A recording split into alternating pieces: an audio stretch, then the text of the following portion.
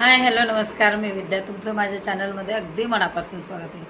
तर आता अधिक महिना लागून म्हणजे अधिक मास लागून बरेच दिवस झाले, बरेच म्हटलं तरी 17 तारखेपासून अधिक महिना सुरू आहे. तर या अधिक महिन्यात जेवढे काही आपण पुण्य करू तर त्याचा आपल्याला जास्तीत जास्त फायदा होतो. तर ज्या काही सेवा करणार असतो आपण तर त्या श्रीकृष्णाला स्मरून करायच्या जास्तीत जास्त. कारण हा महिना अधिक मास याला पुरुषोत्तम मास पण म्हणतात. तर पुरुषोत्तम म्हणजे भगवान विष्णूचंच नाम झालं ते. तर भगवान विष्णूची सेवा करणं म्हणजेच आपले जे पूर्वज आहेत त्यांना मुक्ती मिळणं किंवा त्यांना मोक्ष मिळणं. त्याच्यासाठी ही सेवा जास्तीत जास्त करायची आहे कुठली तर ते भगवान विष्णूंची. तर भगवान विष्णूच्या कुठल्या कुठल्या सेवा केल्या पाहिजे की त्याच्यामुळे आपले पितृ मुक्तीला जातील किंवा मोक्ष मिळेल. म्हणजे ही भगवान विष्णूंची सेवा संसारात राहणाऱ्याला बी फायदा आहे आणि जो कोणी आपला पितर असतील, पितृदेवता असतील त्यांनाही मोक्ष मिळण्याचं साधन आहे. तर इतका हा असा पवित्र महिना, त्या पवित्र महिन्यात आपल्या भगवान विष्णूंची सेवा करायची. ती कुठली कुठली करायची ते मी तुम्हाला सांगणार आहे. चला तर मग आता व्हिडिओला सुरुवात करूया. तर पुरुषोत्तम मास, अधिक मास म्हणजे बोनस. ह्या महिन्यात कमवायचं ते पुण्य, द्यायचं ते दान, ह्या उक्तीप्रमाणे आपल्याला सेवा करायची आहेत. तर पहिली सेवा म्हणजे आपल्याला भगवान विष्णूंचं, भगवान कृष्णाचं नाव जेवढं जास्त नामस्मरण करता येईल तेवढं करायचं. तर तो असे मी 2 मंत्र सांगते तुम्हाला, असे भरपूर मंत्र आहेत पण कमीत कमी हे 2 मंत्राचं तरी नामस्मरण करायचं आहे. पहिला मंत्र आहे ओम नमो भगवते वासुदेवाय. ह्या मंत्राची तर रोज एक माळ तर करायचीच.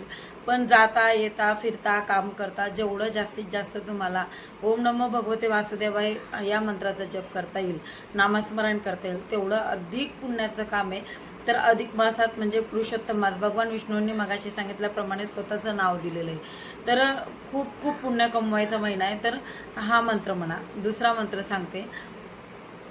दुसरा मंत्र आहे ओम नारायणाय विद्महे वासुदेवाय धीमहि तन्नो विष्णू प्रचोदयात.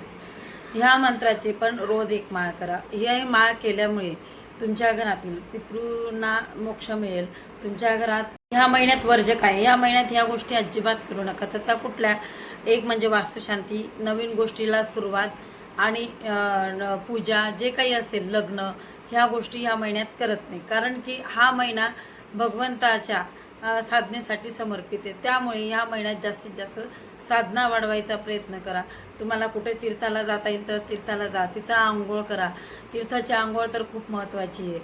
तर म्हणजे जेवढं शक्य होईल तेवढं पुण्य कमवायचा प्रयत्न करा. कारण शेवटी बघा, जसं आपलं बँक बॅलन्स आपल्याला वेळेला महत्त्वाचं येतं किंवा वेळेला उपयोगी येतं, तसंच आपण जे काही पुण्य कमवतो जेव्हा आपल्याला गरज असते नितांत, तर तेव्हा आपल्याला हे पुण्य कामी येतं. आज जरी आपलं सगळं काही छान आहे मग मला काही नामस्मरणाची गरज नाही असं अजिबात म्हणू नका. आयुष्य हे तर आपल्याला कधी ना कधी कामात येतं. आणि एक विशेष म्हणजे ह्या जन्मात जरी कामात नाही आलं तरी पुढच्या जन्मात भगवंत त्याची परतफेड केल्याशिवाय राहू देत नाही. कारण भगवंत एक नामस्मरण, एक नावसुद्धा तुमचं ठेवून घेत नाही. त्याचं अनंत पटीने आपल्याला त्याचं फळ देतं. तर त्यामुळे जास्तीत जास्त नामस्मरण करा. आताचा हा व्हिडिओ कसा वाटला तुम्हाला? आवडला असेल चॅनलला लाईक करा, शेअर करा आणि आपल्या चॅनलवर नवीन असाल तर सबस्क्राईब करा.